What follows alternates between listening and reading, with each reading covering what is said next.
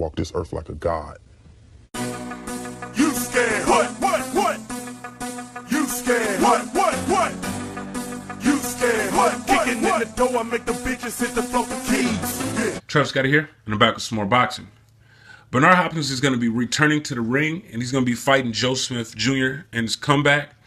And they billing this as his last fight. Which, you know, I think is pretty fucked up, man. It's like they put something in the contract where, like, they trying to force him to stop fighting. I mean, what if he go in there and he knock out Joe Smith Jr. in the first round? Like, what the fuck is going on with HBL? Why you gotta make him stop fighting? He might go out there and look amazing. Look, man, I just looked at Joe Smith's resume. All he do is fight fucking bums. His record is blown up as fuck. I seen about one outside of the Fanfara win, but I seen about one other good win, maybe two, maybe. But if I went and reviewed some tape on the fighters that those one or two good wins before, you know what I'm saying? If I went and reviewed some tape on the motherfuckers, then, you know, I mean, they probably showed so many holes in their game, and that's why he was like, okay, I just make those fights and shit. I don't know how the fuck he knocked out Fanfara in the first round, man.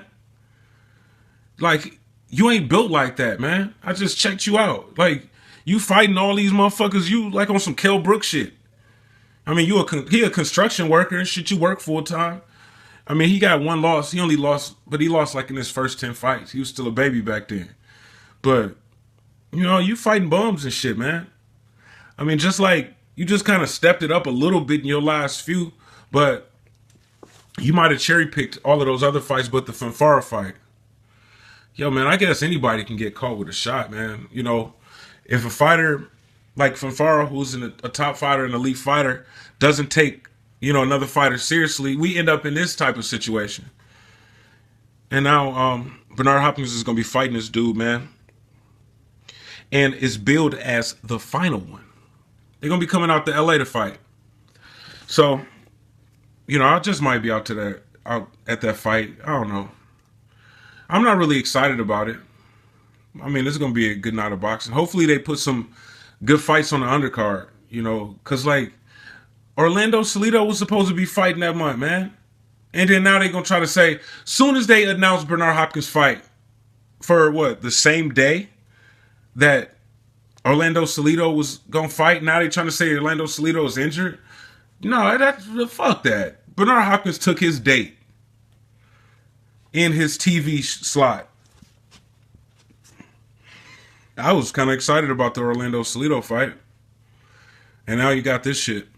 It's just like, Bernard Hopkins isn't really like the most exciting fighter. And if he have his way with Joe Smith Jr., it's not going to be a really exciting fight. So y'all got to put some action packs on the undercard. Y'all got to do it, man. I don't know, man. You know, I mean, I'm not that crazy about seeing fighters in person. You know what I'm saying? I want to see a good fight. It's just like, what the fuck? Motherfucker's supposed to be paying hundreds of dollars and shit just to see you try to win a unanimous decision in boring fashion. You know, I mean, I got a lot of respect for Bernard Hopkins. He was a great fighter. He's a great fighter, and he's going to leave behind a great legacy. It's just, if I want action, right, I would probably be rooting for the knockout guy to score a knockout. But I ain't like that, man, because Bernard Hopkins, man, he going to be, when that fight happened, he going to be a couple months away from 52. He just might get knocked out no matter what. When he fought Sergey Kovalev, he was 59 years old. When this fight happens, he's going to be 2 months away from 52 years old. Damn, like, you know what? I'm glad they making this motherfucker stop fighting. Dude, you fighting a motherfucker. I mean, I don't know what's up with all of them bum fights that dude had. I don't know what's up with that shit. But he did just knock out Fanfara in the first round. And it wouldn't be a stretch of the imagination to say that Fanfara just might knock out this 51, 52-year-old Bernard Hopkins. He just might knock him out if they was to fight. And you fighting a fighter that knocked him out. The tickets are pretty cheap for that fight. $205 for front row. Normally, every single fight, no matter what, is about $300 for front row. Triple G Dominic Wade was $400. Most expensive tickets since I've been talking about boxing on YouTube. The StubHub tickets are like around that $200, $220 shit, but normally it's always $300 front row. So that, I mean, that's pretty cheap. You know what I'm saying? They kind of, because you know you ain't paying for nothing, man. You got to make it cheap. But I would have rather paid like the extra money, you know what I'm saying, to see like a really good fight. A really good card, man. What the fuck y'all gonna do? I mean, y'all coming to LA to fight, so I want to see it. But damn, like why you putting me in this situation? You know? But I guess, you know what I'm saying, I could see Bernard Hopkins go out. You know what I'm saying? The last time he ever fight, I could see it live. Just feel like it's a waste of money. He shouldn't be fighting this dude, to be honest. It's like, what the fuck are you proving by winning the fight? If he win the fight, then it's going to be like, well, Joe Smith Jr. was a one-hit wonder. And Fanfara didn't take him seriously. He caught Fanfara with a shot, and he finished him off. And, you know, it was proven that he was a one-hit wonder because Bernard Hopkins beat his ass in his very next fight. And Bernard Hopkins was 52 years old. That's what they're going to say. And if he lose, then it's going to be like, it's just going to make your record look worse, man. I don't know how many losses Bernard Hopkins got right now, but, you know, like, when I look up these fighters' records after they retired and even, you know, when them passed away like 20, 30, 40 years ago, you know what I'm saying? Like, really looking at the fighters of yesterday. And then I look at their record and I see the green, it's like they won, and then I see the red marks next to their record where they lost.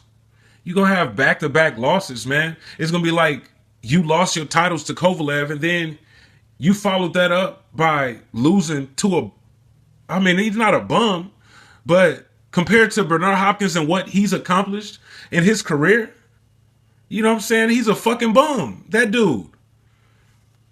I don't want to see him lose to no Joe Smith. I mean, what if Bernard Hopkins get fucking punished? You know how fucking hard that is? That's going to be to watch? Just beating Bernard Hopkins' ass from pillar to post.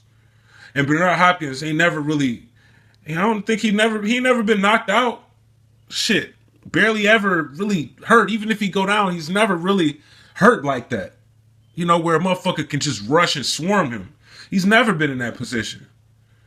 But, so he's going to survive. Even if he's getting his ass whooped, or he just might not survive because he's so old now. But if he survived and getting his ass whooped, I mean, that dude about ready to quit his construction job, man. Like, he got his big opportunity now. I think, what the fuck did he knock Fanfara out on? Wasn't it free TV? That shit was on, I think it was on PBC. How the fuck they get this motherfucker on HBO? Hey, you know, PBC fighters is starting to fight on there more often and shit. But this is his big opportunity. Like, he already just got a big opportunity. You know what I'm saying? He defeated Fanfara, first round knockout. Now, you fight an even bigger name on an even bigger platform. Now, instead of fighting on PBC, you fighting on HBO Championship Boxing against a legend. He ain't gonna want to lose that fight, especially to a 50-year-old. I remember Tim Bradley saying, when he was about to fight Marquez, I remember him saying, ain't no way in hell I'm about to lose to a 40-year-old. And he was right. He wasn't bullshitting. You think this man that been probably busting down bricks, you think he trying to go back to busting down bricks wearing hard hats and shit? Fuck no. He gonna be coming to fuck Bernard Hopkins up. And if he's fucking Bernard Hopkins up, that shit gonna be hard as hell to see. It's gonna be hard as hell to watch. So good luck to Bernard Hopkins with this fight. He's always shown heart. He's never ducked a fight. And I'll be rooting for him to win a fight, man. And I don't want any more black eyes, no blemishes on his record. You know, I don't want to see no more of that shit. You know, I think the Kovalev fight was a good way to go out. You know, he came back, you made history, but you faced this dangerous power puncher, and he wasn't able to knock you out. See, like, even though Bernard Hopkins lost that fight, he still got credit because he survived when Kovalev was knocking everybody out. A lot of people talk shit about Kovalev just because he wasn't able to knock Bernard Hopkins out. But so that was a good way to go out, even with the loss. But this shit ain't, you know what I'm saying? This shit ain't gonna look good on his record if he lose. And it sucks that he took this fight, but he took it. So hopefully he pull it off. I'm Travis Gotti. Thank you for tuning in to Travis Gotti Boxing. Subscribe. I gotta go fucking with you. I gotta go fucking